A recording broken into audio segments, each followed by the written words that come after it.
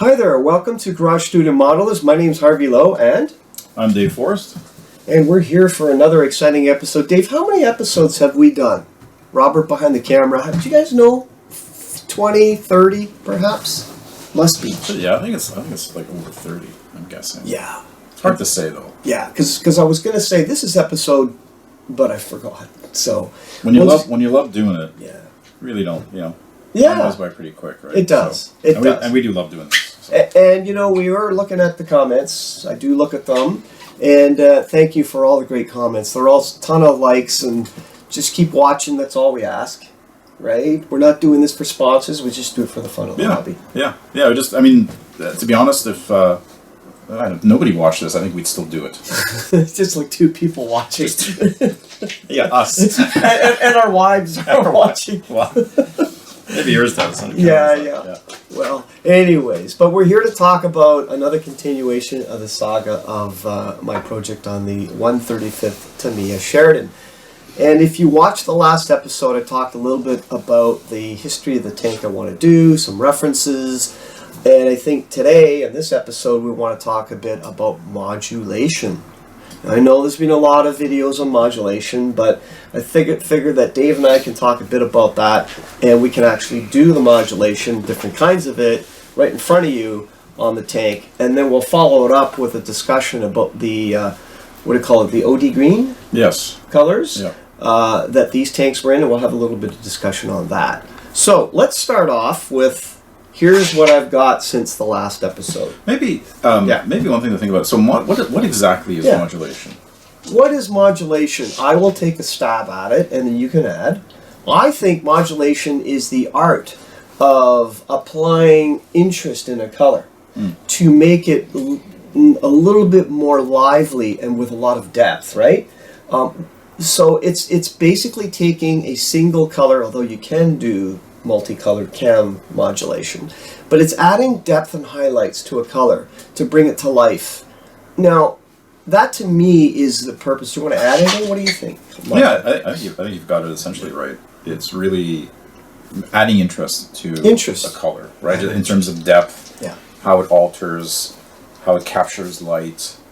To give it, because if you think about it, if you paint something in one color, it looks like a toy. It does. Right? Versus if you modulate it, and I know we'll get into it. I know, and I have a little Sherman here that I've modulated, so we can talk about that when we get to that part of it. But I think it's really just adding depth and interest to a color to give it a three-dimensional appearance. There you go. I think that's really what I think that is. And whether you do that by, some of the classic techniques of, modulating from light sources, zenithal modulation, I think that's how you call it, or whether you're you're going to do different techniques, right? Or whether you're doing it through trying to manipulate or modulate the color, make it look interesting, like there's depth and wear to it. I think it's a fascinating topic, and it's something that's often debated. It is. Right? What's the debate? It didn't look like this in real life, is usually the question. Yeah, it didn't look like that when it rolled off the factory, right? Yeah. It didn't look like that when it was in the field. But then it's a scale model. It's a scale thing, and there is artistic art. Yeah, there is a bit of artistic license on this. I freely admit that with my builds. Oh yeah, me too. It's artistic license, and sometimes the colors aren't quite right. They're a little bit off. But to me, it's really the end. What you end up with, it's the end of the journey with that. It's a scale representation. Something that looks good, looks scale right. representation. Yeah, totally. Yeah. And I used to, and I know I've talked about this on previous. I used to fuss so much about colors. Like, I gotta get the right exact. I gotta get the exact one. And it was almost like paralyzing. I think those days are gone. Yeah, and it's like. It's liberating, let me tell you. Yeah. Like not having to worry about the exact color and just as long as it looks right. The exact FS. Because you can't get it. Like it's like even in the field, like with weathering effects, with sun bleaching it, with rain. Manufacturing standards. Yeah, different, quality control in terms of the source of where the paints. I know like the olive drab and 4BO green notoriously, varied tones of those colors from the factories that they were made, right? So all of that kind of factored in, and it just like for me one day it was just a bit of an epiphany. Why am I worrying about this? Yeah, true. Just do what looks right, approximate, and you can see the gradation in the trends in the hobby, right? Yeah. So in the old days, it's this FS color. I remember the discussion of Japanese aircraft, which is more of my, familiarity. What was the FS color of the Unimog? The red rising sun. It was always whatever, blah, blah, blah, blah, blah, blah. But now I think people realize that you look at photos, it's weathering, it's all these things you talk about. Yeah. There is no single color. And even today, when you look at modern military vehicles, with all the standards that they have, and some haven't even obviously seen combat, there's different shades of vehicles. Yeah. So those days, I think, are gone. I think so. Yeah, and again, I think it's extremely artistic. Like, it's liberating for me. Like I can't. Like my productivity soared. I wasn't fussing about the colors. I just figured out and it's one of those things where you just have to do it and get used to it and you get comfortable with it. Again, practice makes perfect, right? Keep applying your craft. Constantly doing it. I call it a range. I like to use the word range. Is the color within the acceptable range? Yes. That's a great point. Right? Yes, because if you go outside that range, then it looks off. But again, it's what your eye tells you, right? So if it looks about right, and that'll come, that range of what's right and what's not right. I mean, that'll come with experience and time. Mm-hmm. But trust me, and it doesn't take very long to get there. You get there with it, right? I do notice though, with modulation, some aspects of modeling use it more than others. So, off the top of my head, you mentioned the direction of the sun. I find a lot of the figure guys do that. Right? So they'll paint a figure black, and then they'll airbrush white from a direction to give the sun over here. I find that armor modelers do that less. Otherwise, if you had a sunlight going here, this way, then the bottom on this half would be totally dark. I think armor guys generally just do it all. But it does happen. It does. It does. Yeah, and again, maybe I'm a little bit biased because that's what I do. But yeah, figures do it. And it's a great, I know we keep talking about getting into figures. Yeah. And that's a great shortcut to do that. And I know Night Shift has a bunch of great tutorials on that if anybody's interested. The armor modelers are doing it. Yep. But the aircraft modelers, the car modelers, and the ship modelers never do it. Yeah, less so. I would say less. And it doesn't. Yeah. I don't know that it makes sense, right, for those subjects to do it. I don't think.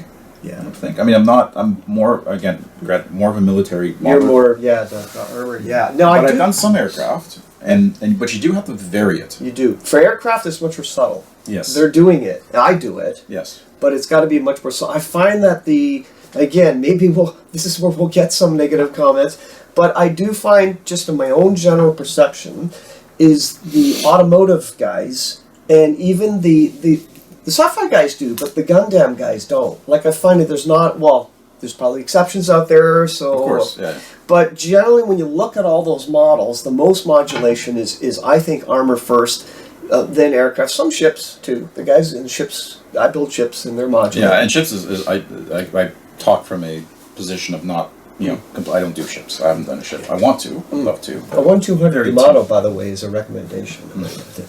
So I've ruined my house for that. That's another episode that we're going to do, a 1-200 Yamato. But yeah, I like the car, automotive. Perhaps somebody can tell me, I haven't seen a modulation a lot on car bodies. No, but I don't know that would work. Does it need it? Because I remember at Dave's store there was, and I can't remember. I apologize. I can't remember the name of the modeler, but somebody had done an F1 car. Oh yeah, I remember that. But it was pristine.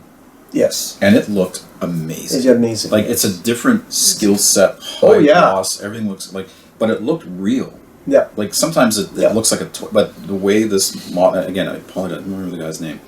But it was beautiful. Well, so it's a different. So I think the different topic, cars and ships and aircraft and armor, they require different. Like they focus more on certain techniques because those really kind of elevate the end product. Yeah, car models being so shiny, the ones that do that. Unless you're like a rally car, and sure, that would be interesting to see. That would, and I think that would be a good challenge, right? Because you don't see a lot of. You see some of those on the tables, but a lot of it's kind of a new, pristine. But again, the skills, like, I couldn't do it. That would take time for me to and I'm not a car modeler, so I'm only speaking secondhand. But I do have a couple F1 cars. But I find that when you put a shiny F1 car, the interest is from natural light, right? It's bouncing off the shiny. You can see and it's a bigger scale too. Yeah. Maybe that has something to do with it. Maybe it's because the scale's a It bit could bigger, be. right? But modulation, would it be fair to say, Dave, it came from the armor modeling world, would you say? I think. Well, that's when I first encountered when I it, first but I think your earlier comment on the figure, I think the figure guys were doing that. Figures were doing would it have first, to, yeah. right? Because Yeah, it's they the were. depth of that, and I think the armor kind of, Yeah. my sense is they borrowed from that. Yeah. I think, right? So I think the figure guys. I think so. And it's good. I mean, that's the beautiful thing about doing different topic figures, armor, cars, like you cross pollinate and you get to see, you can apply different things, and I think it just enhances it. The only problem is you end up with like this, like here. It's an addiction. There's some armor. I got some work to do. There's an airplane. I got some work to do. There's some sci-fi in there. Yeah, it's well, we were talking about FS though, but now we're onto this. And yes, back to the top. Back to this, but it's related because the color that you choose to put on a model is highly also dependent on the base color, right? The color of the the primer, you mean? It could be, because you were asking me. Yeah. So I just noticed. So the body of this is black. Flat The turret is white. Yeah. Why? Why? Why the difference? Well, first of all, I want to talk about modulation. Did you run out of paint? That's the real reason. And so I fake the answer here, so it looks like I know what I'm doing. But the real reason is I wanted to do this is this was by design. Yeah. This was by design. That the modulation effects are different. There's basically two types of modulation. One is the black and white, where you start with a white base, and then you modulate the shadow areas. You put black in the shadow areas. The other way is the other way around. You start out with a black base, and you add white to it. And I'll show you how to do those. So one's called black basing, and the other one I just call black on white modulation. And why did I do it this way? Because first of all, it show you that there's different effects. And my logic, it's not always correct, but the turret would have been higher up from the ground, perhaps, close to the, away from dirt. It would make more sense. It's an art, right? And so I'm going to demonstrate. But for me, isn't there more of a risk? Because the nice thing about black basing is it's a shortcut to building your shadows. Yeah. Right? Yeah. And so when you're painting and you're kind of building up, where you don't get to, those are natural shadow areas, and it kind of enhances the effect. True. Here, you've got to kind of go back and recreate those shadows with like some type of post shading or something. Yes. Which is what you're alluding to. Yes. So let's talk about that. Yeah, it is. I find with black basing, for me as an aircraft modeler, I do use both, but on black basing, I like that on aircraft. As you'll see when we demonstrate, it basically you're adding the highlights and you're leaving the shadows. This one, you're adding the shadows and you're leaving the highlights. And for aircraft modeling, I find black basing more subtle. But to me, they just give you a different effect. And I think it's all part of your entire arsenal on how you want to approach models. One thing to remember, guys, is there's no step-by-step process. And I won't mention names, but I do know a couple of guys, they insist on doing every step of weathering on a model. I don't think you have to. So in other words, you have to modulate. You have to do dry brushing. You have to do washes. You have to do filters. You have to do oil mapping.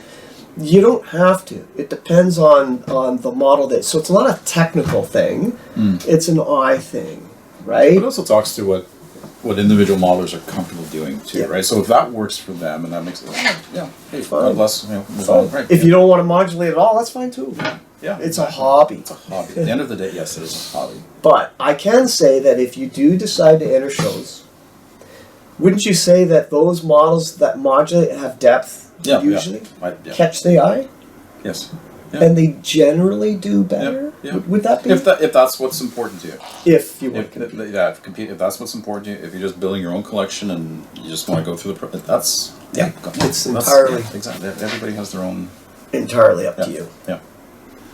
Okay, so we'll start with a modulation exercise, but we'll do that in the next episode, so we can have a full episode on painting.